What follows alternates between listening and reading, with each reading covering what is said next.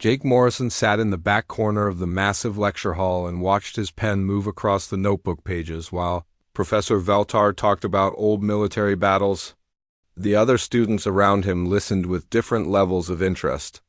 To the ancient Zephyrian teacher, whose blue skin glowed softly as she pointed at the floating pictures showing famous fights from across the galaxy, the Galactic Military Academy on Kepler Station was the best school in known space where smart beings from many different worlds came to learn about war and battle planning.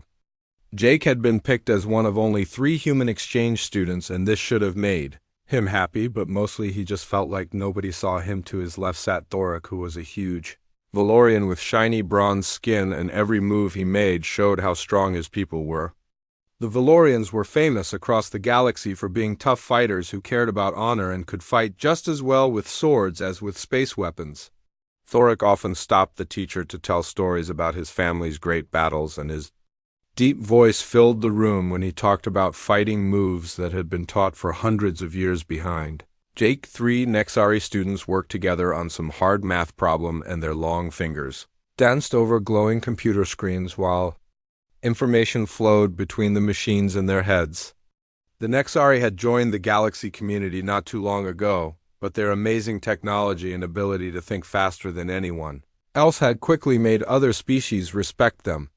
They could run pretend battles in their minds faster than most beings could use their computers, and people said their prediction programs were so good they could tell who would win a fight before it even started. Near the front of the room, a group of Zephyrian students sat very still with their big eyes closed as they talked to each other through the mind connections that linked all their people together. Jake had watched them during other classes and saw that they seemed to share thoughts right away, which let them work together like one big brain that could solve problems too hard for single minds. When one of them had a question, they would all nod at the same time before one would speak for everyone. Jake kept writing in his notebook, but he was not taking notes about Professor Veltar's lesson on the Battle of Centauri Prime. Instead, he was writing down small things that others did not notice. He wrote about how Thoric always made a fist with his right hand when he did not like something, and how the Nexari students' eyes changed color a little when they were doing hard thinking, and how the Zephyrians made a quiet humming sound when they used their mind powers together. His pen moved fast as he noted that Professor Veltar always touched her left temple when she was about to say something important, and that she always waited exactly 3 seconds before answering questions that disagreed with Zephyrian military ideas. He saw that the room got colder whenever they talked about the hegemony, which was the group of mean species that had been making threats near the outer space territories. Jake had filled 17 notebooks with similar watching notes during his 6 months at the academy. He wrote about sleep patterns and eating habits and social groups and the many small behaviors that showed how different species thought and acted. His human classmates Ryan Martinez and Lisa Chun had tried to get him to join their study groups at first, but Jake liked to work alone and spent his free time in the watching areas studying the daily routines of students and teachers. Sia Chun, who studied engineering instead of military tactics, was the only person who seemed to notice Jake's strange note-taking habits. She had tried several times to look at his notebooks, but Jake always closed them when she came near. During their short conversations, she had asked him why he wrote so much during classes that seemed to bore him, but Jake had just shrugged and said he found patterns interesting. The other students barely knew Jake existed. His test scores were okay, but nothing special, and he almost never spoke in class discussions, and he looked completely average. At 5 feet 10 inches tall, with brown hair and brown eyes, he looked exactly like what most galaxy citizens expected from a human, which was ordinary and forgettable. His species had only joined the galactic community 50 years ago, and most people thought humans were not very important in galaxy affairs because they did not have any obvious special abilities that would make them matter. Professor Veltar finished her lecture about the importance of understanding enemy psychology, and Jake noticed that her words seemed to have extra meaning when she looked right at him. The ancient Zephyrian had lived for over 300 years and had helped plan strategies during several big wars, but something in her expression suggested that she found the quiet human student more interesting than his grades showed. As the Other students left the lecture hall talking in many different languages about their upcoming war game simulation. Jake stayed in his seat and kept writing in his notebook. He was recording the small changes in body language he had seen when different species talked about fighting, noting how the Valorians got more excited when discussing honorable warfare and how the Nexari seemed to pull back slightly when topics turned to sneaky fighting tactics, and how the Zephyrians' minefield changed when they heard ideas that challenged their group. Thinking, Lisa Chun walked over to his desk as the room emptied, and her curiosity finally won over her respect for his privacy. She had noticed that Jake's notebooks had much more than simple class notes, and she had started to think that his quiet watching habits were more organized than they seemed. Jake looked up from his writing as Lisa sat down next to him with a serious expression. She had been watching him for weeks and noticed how he seemed to catalog every interaction and every behavior and every small detail that others thought was unimportant. She had begun to wonder if there was more to the quiet human student than anyone knew. The war game simulation was going to start in 3 days, and Jake had been put on a team with several other students from species that were not considered very good at military things. The exercise was designed to be a basic introduction to tactical thinking, where teams would fight each other in pretend scenarios that would test their ability to adapt and think creatively under pressure. Jake closed his notebook and looked at Lisa with the same calm expression he wore during lectures. Around them, the empty lecture hall seemed to hold the echoes of countless strategic discussions, but Jake appeared more interested in the behavior patterns he had been documenting than in the theoretical battles they had been studying. The stage was set for Jake Morrison to show that sometimes the most dangerous weapon in the galaxy was the one that nobody noticed. The war game simulation room buzzed with nervous energy as Jake Morrison stood with his assigned team looking at the holographic display that showed their starting position. The simulation had placed them in control of a small resource-poor system, while their opponents commanded a much larger territory with advanced technology and superior numbers. Around him, his teammates from various lesser-known species muttered complaints about the unfair setup. His team consisted of Crixanervis, Mallory, whose species was known more for their artistic abilities than military prowess, and Zara, a young Tenthari whose people had only recently developed space travel. There was also Bren, a stocky Corvin who kept checking his equipment with shaking hands, and Yuki, a quiet Andromedian whose species preferred peaceful trade to warfare. None of them had shown any particular talent for tactical thinking during their previous classes on the other side of the simulation chamber. Jake could see the favored team led by Thorek, the massive Valorian warrior, and supported by 3 Zephyrian strategists whose mental links would allow them to coordinate their forces perfectly. They also had 2 Nexari students whose advanced computers could calculate optimal battle strategies in seconds. The instructors had clearly designed this exercise to be a learning experience about overcoming impossible odds. Jake watched his teammates panic as they studied the simulation parameters. Crick suggested they should surrender immediately to avoid embarrassment, while Zara wanted to attempt a desperate frontal assault that would at least show they tried to fight. Bren kept muttering about how unfair the whole situation was, and Yuki simply stared at the display with a defeated expression while his team argued. Jake quietly opened his notebook and began reviewing the detailed behavioral profiles he had been collecting for months. He had pages of observations about every major student and instructor at the academy, including their habits, prejudices, fears, and psychological triggers. What had appeared to be casual doodling during boring lectures was actually comprehensive preparation for exactly this type of situation. Jake studied the enemy team's starting positions and noticed something interesting. Their formation was perfect according to standard military doctrine, but it also revealed important information about how they thought. The Valorians had positioned themselves for an honorable frontal engagement, while the Zephyrians had arranged their forces for coordinated group tactics.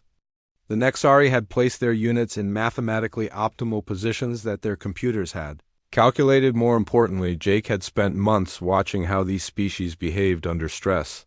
He knew that Valorians became reckless when they felt their honor was questioned, and that Zephyrians had trouble adapting when their group consensus was disrupted. He had observed that Nexari students became confused when their logical predictions failed and often froze up when forced to make quick decisions without computer assistance. Jake finally spoke up, and his quiet voice cut through his team's panicked discussion. He suggested they should not try to fight their enemies directly, but instead focus on making them fight each other.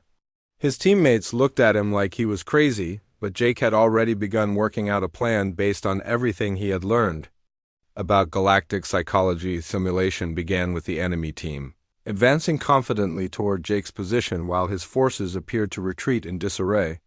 But Jake was not actually retreating. He was positioning his units to intercept and modify enemy communications. Using techniques he had learned from studying intelligence warfare, he began feeding false information into the enemy's command structure. Jake's first target was the alliance between the Valorians and Zephyrians. He knew from his observations that Valorians distrusted telepathic species and worried about being manipulated, while Zephyrians found Valorian honor codes rigid and inefficient.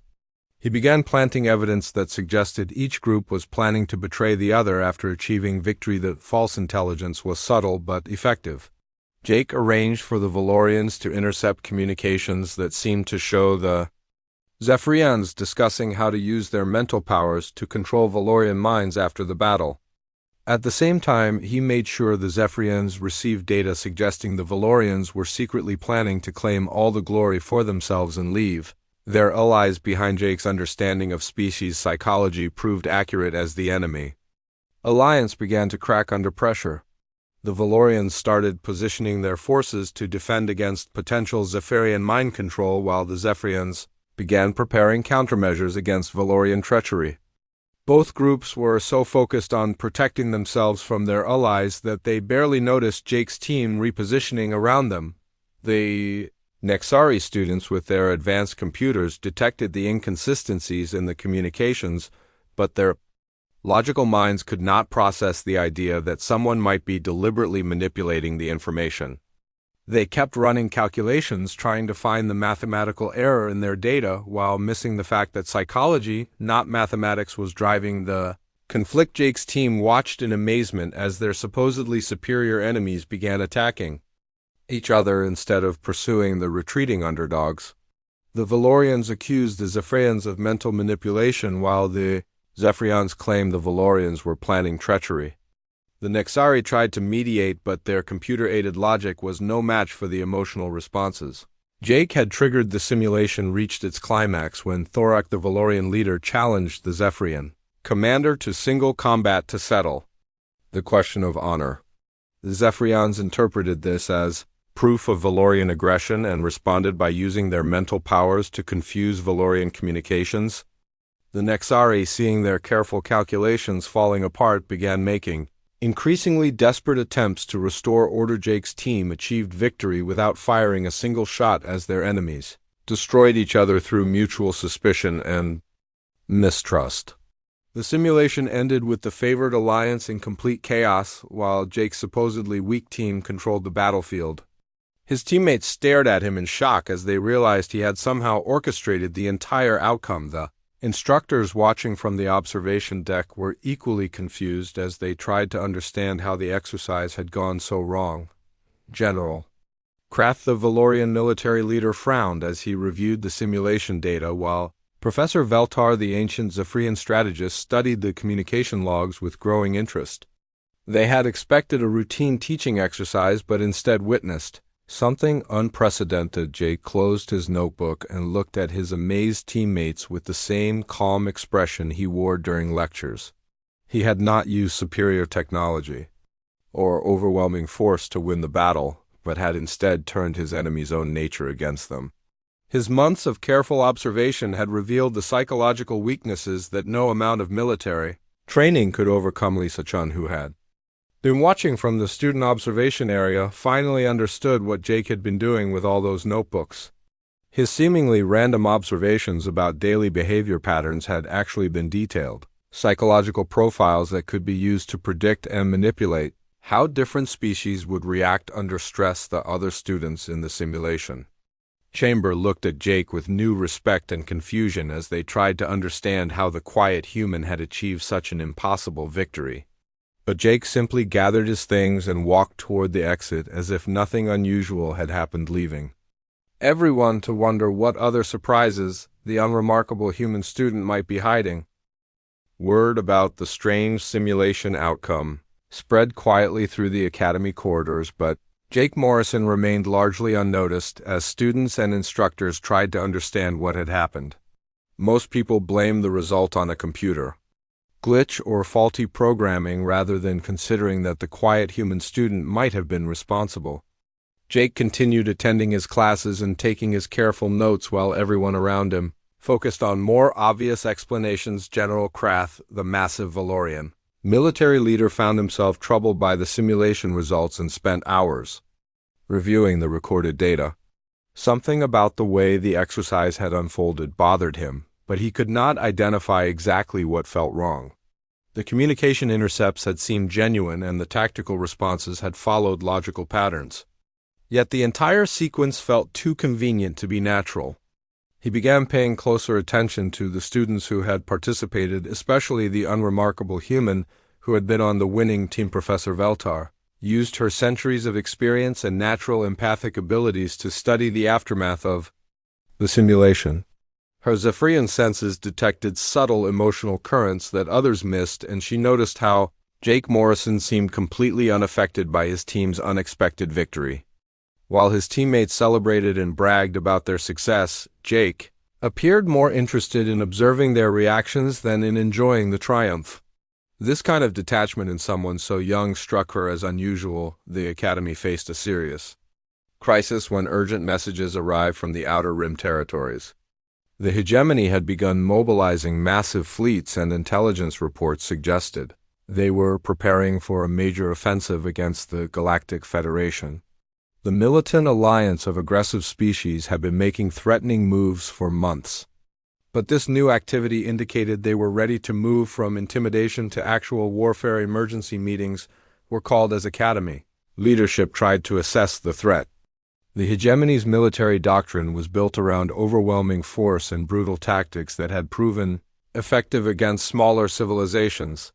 Their willingness to commit atrocities and ignore galactic law made them dangerous opponents who could not be reasoned with or deterred through traditional diplomatic means. The Federation's military commanders found themselves unprepared for this type of ruthless enemy during an emergency assembly where Academy officials briefed students about the developing crisis. Jake Morrison did something that shocked everyone present. For the first time since arriving at the Academy, he raised his hand and asked to speak. The massive auditorium fell silent as the quiet human student stood up and walked to the front of the room while hundreds of beings from dozens of species watched in surprise. Jake's voice was calm and steady as he began describing exactly how the hegemony would attack. He outlined their strategy with uncanny accuracy, explaining how they would use fear and brutality to break Federation morale before launching coordinated strikes against key military installations. More importantly, he detailed a defense plan that seemed impossible but addressed the psychological and cultural motivations driving their enemies. His analysis was so precise and comprehensive that even the most experienced military leaders found themselves taking notes. The auditorium remained completely silent as Jake explained how the hegemony's greatest strength was also their primary weakness. Their reliance on fear and intimidation made them predictable to anyone who understood the psychology behind their tactics.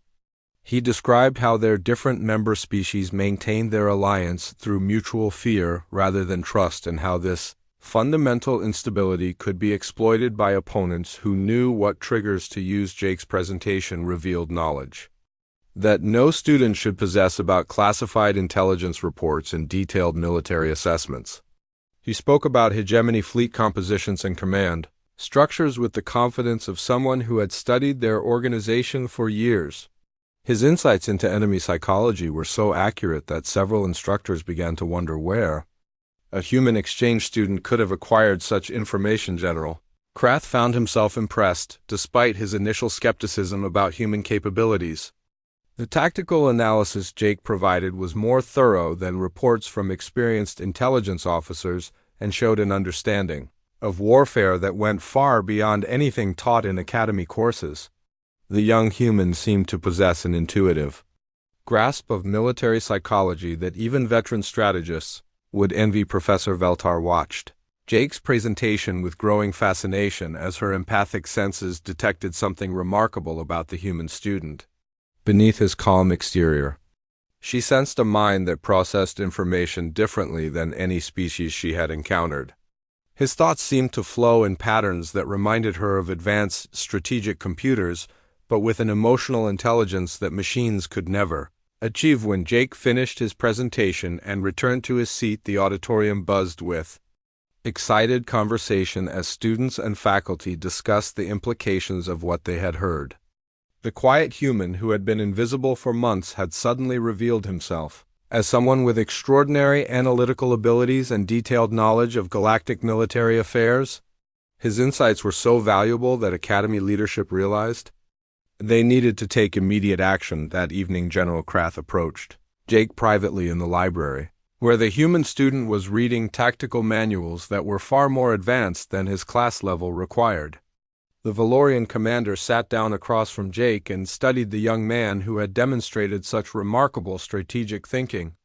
After several minutes of silence, he asked Jake directly where he had learned so much about hegemony military doctrine and psychological warfare. Jake looked up from his reading with the same calm expression he always wore and explained that he had been studying potential enemies since arriving at the Academy. His notebooks contained detailed analyses of every major species, military capabilities, cultural weaknesses, and psychological triggers based on months of careful observation. What others had dismissed as random note-taking had actually been comprehensive. Intelligence-gathering General Krath realized that the Academy had stumbled upon something extraordinary.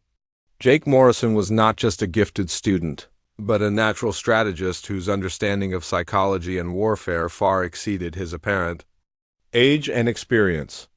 The general offered Jake a choice that would change everything. He could continue his studies as a normal student or accept a classified assignment as a strategic advisor to the Federation's military command. Jake accepted the offer, but only with specific conditions. He insisted that his involvement remain completely secret and that Lisa Chun be assigned as his technical support specialist. He wanted to work behind the scenes where his true abilities would not attract unwanted attention from enemies who might target him if they knew what he could do. As arrangements were made for Jake's new role, Professor Veltar continued to study the quiet human with her empathic abilities. She sensed that they had only seen a small glimpse of his true capabilities and that the galaxy was about to discover what happened when human psychological intelligence was applied to interstellar warfare.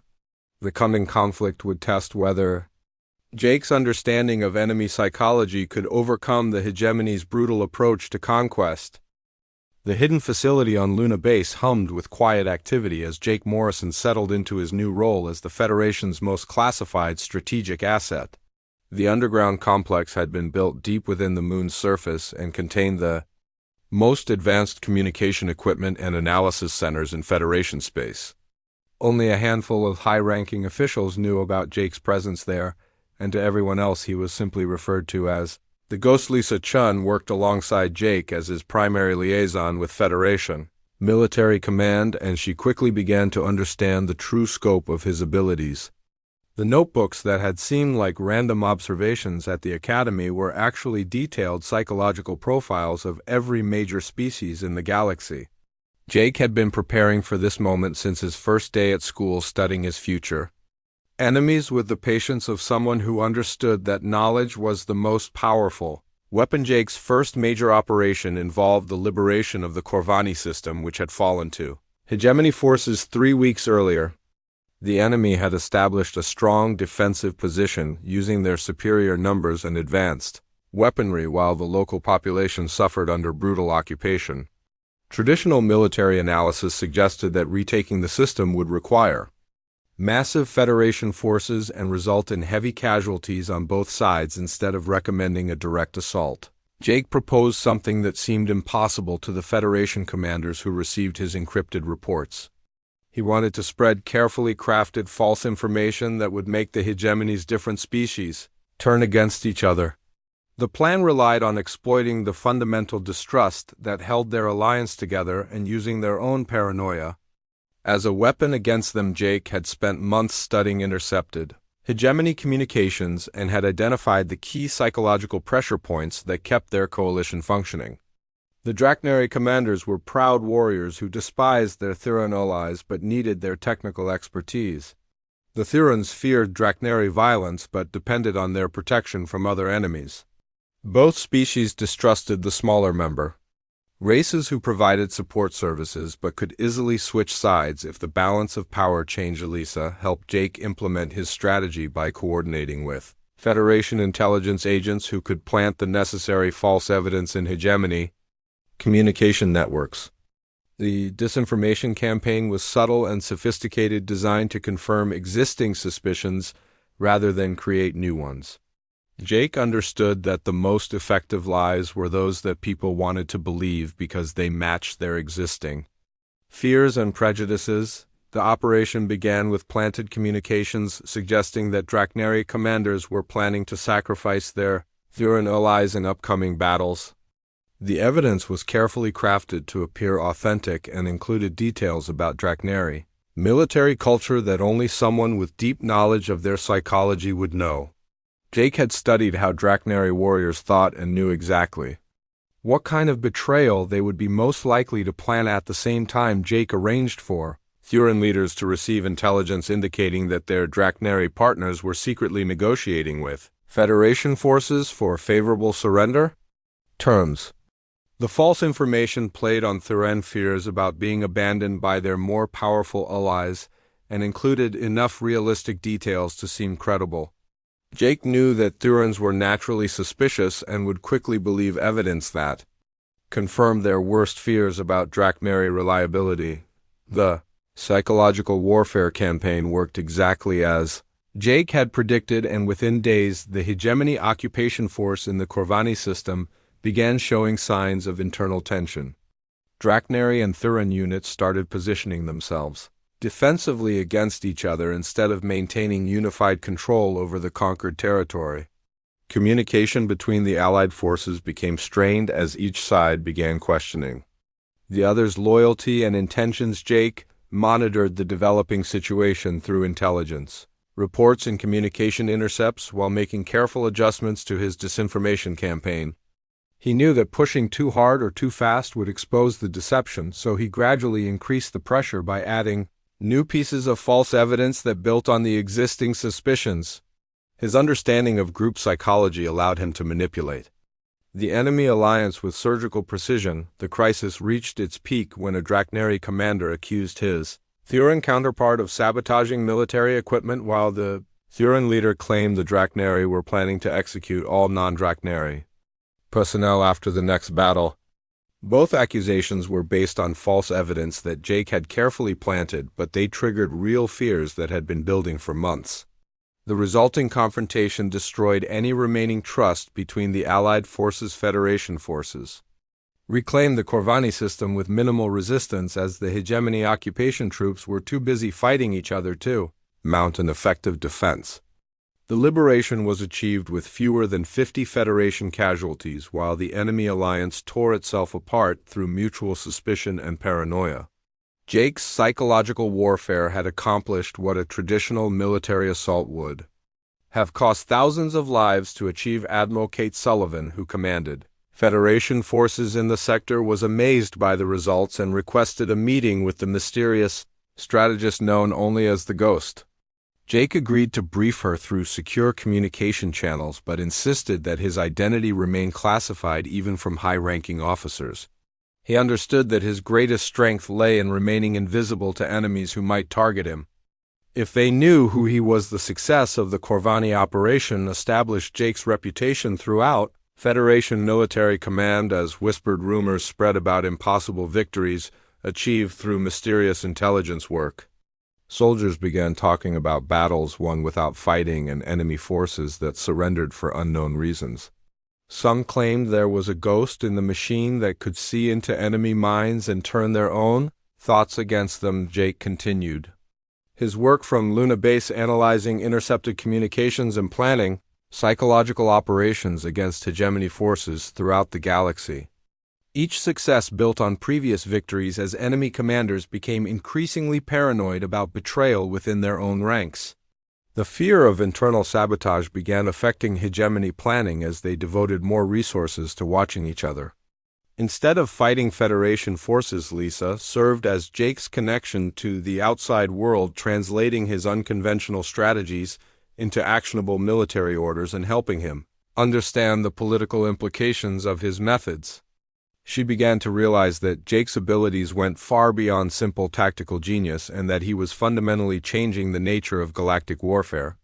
His approach relied on understanding psychology rather than overwhelming force and turned enemies into their own worst adversaries. However, Jake's methods began to trouble some Federation leaders who questioned the ethics of psychological manipulation and wondered whether they were creating something dangerous. His strategies were effective, but they relied on exploiting the darkest aspects of different species' psychology, and some officials worried about the long-term consequences of this approach to warfare. The war reached its most dangerous point when Zexhai, the ancient Vorthan strategist who led the hegemony, finally realized that their repeated failures came from a single source. The brilliant enemy commander had lived for over 400 years and had conquered dozens of star systems using traditional military might, but now faced defeats that made no logical sense. After careful analysis of every failed operation, he concluded that someone with deep knowledge of galactic psychology was orchestrating the Federation's impossible victoria. Shexi gathered his most trusted advisors in the heavily fortified command center of his flagship and shared his disturbing discovery. The pattern of defeats showed clear signs of psychological manipulation designed to exploit specific weaknesses in hegemony member species.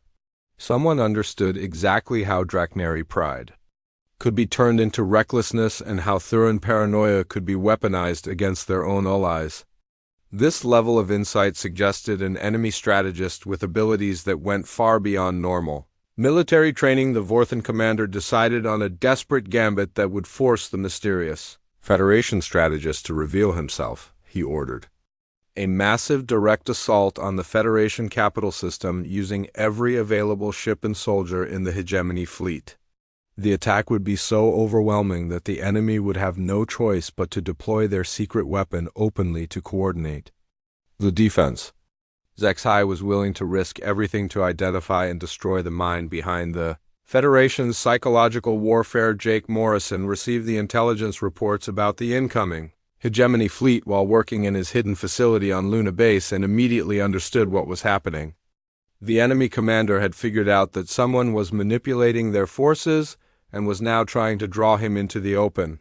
For the first time since the war began, Jake would have to abandon his invisible role and take direct control of the Federation's military response. Admiral Kate Sullivan called an emergency meeting of the Federation's highest-ranking officials as panic spread through the capital system. The approaching hegemony fleet was larger than anything they had faced before and included ships from every member species of the enemy alliance. Traditional defensive strategies would not be enough to stop such an overwhelming force, and the Federation needed their mysterious strategic advisor to work his psychological magic one more time. Jake agreed to attend the meeting but insisted on maintaining his anonymity by appearing through a secure holographic projection that concealed his identity. The war room filled with tension as the galaxy's most powerful military leaders waited to finally meet the person known only as the Ghost. When Jake's disguised image appeared on the main screen, the room fell silent as everyone tried to understand how someone so young could have achieved such incredible results. Admiral Sullivan demanded to know how Jake had developed his extraordinary abilities and whether he could stop the approaching hegemony fleet. Jake's response shocked everyone present as he explained that his methods were not based on supernatural powers or advanced technology, but simply on applying human social intelligence to galactic warfare. His species had evolved as persistence hunters and tribal survivors, whose greatest strength was understanding group behavior and exploiting psychological weaknesses Jake revealed that humans had spent millions of years perfecting the art of reading intentions, manipulating emotions, and turning groups against themselves. While other species developed superior technology or physical capabilities, humans had evolved sophisticated social skills that allowed them to predict behavior and exploit mental vulnerabilities. His notebooks full of behavioral observations were just the application of natural human abilities to military strategy. The revelation terrified the galactic community as they realized the implications of what Jake was saying. If one human student could achieve such results by applying basic psychology, what might happen if humanity fully embraced their potential for mental manipulation? The Federation leadership faced a terrible choice between continuing to benefit from Jake's strategies while risking the long-term consequences of human psychological dominance. Jake offered a solution that would address their concerns while still allowing him to stop the hegemony attack. He would reveal his identity and take personal command of the Federation's defense, but only if humanity was granted full membership in the Galactic Council with guaranteed rights and protections. He also insisted that his methods would only be used for defensive purposes and that he would help establish safeguards against psychological warfare. Admiral Sullivan accepted Jake's terms as the hegemony fleet approached the outer system defenses and time ran out for negotiation. Jake dropped his disguise and appeared as himself for the first time since leaving the academy months earlier. The sight of the quiet human student who had been dismissed as unremarkable shocked the military leaders who had expected someone much older and more imposing. Jake immediately began coordinating the Federation's defense using his detailed knowledge of enemy psychology to predict exactly how the hegemony forces would attack. He arranged for false intelligence to reach Zexai, suggesting that several hegemony member species were planning to abandon the alliance if the assault failed. The psychological pressure began working immediately as enemy commanders started positioning their forces to prevent betrayal rather than focusing on the Federation defenses. The final battle became a test of wills between Jake's psychological manipulation and Zexai's desperate attempt to maintain alliance unity. Jake exploited every weakness he had identified in the hegemony coalition while the Vorthan commander tried to hold his forces together through sheer determination. The outcome would determine not just the fate of the Federation but the future role of humanity in galactic affairs as the enemy fleet began showing signs of internal conflict. Jake achieved his greatest victory by convincing the Thuran forces that they were being used as expendable troops. The resulting mutiny spread throughout the hegemony fleet as different species turned against each other rather than fighting the Federation. Zexai watched in horror as his carefully assembled alliance destroyed itself through mutual suspicion and fear. The war ended not with a climactic space battle, but with the complete collapse of the hegemony as member species abandoned the alliance and sued for individual peace treaties. Jake had won the greatest conflict in galactic history without firing a shot, by turning the enemy's own psychology against them. His victory established humanity as a major power and fundamentally changed how warfare would be conducted throughout the galaxy. Jake returned to his quiet life, but now carried the burden of being the most feared and respected military mind in known space. He established new doctrines for the Federation that emphasized understanding and psychological defense rather than pure military might. Working with Lisa, who had been promoted to Director of Strategic Operations, he helped create safeguards to ensure that his methods would be used to protect peace rather than wage war. The final scene showed Jake back at the Galactic Military Academy, now serving as an instructor teaching courses on psychological warfare and defensive strategy. He still preferred to sit quietly and observe, but now his students hung on his every word. The galaxy had learned that sometimes the most dangerous weapon was the one that looked completely harmless.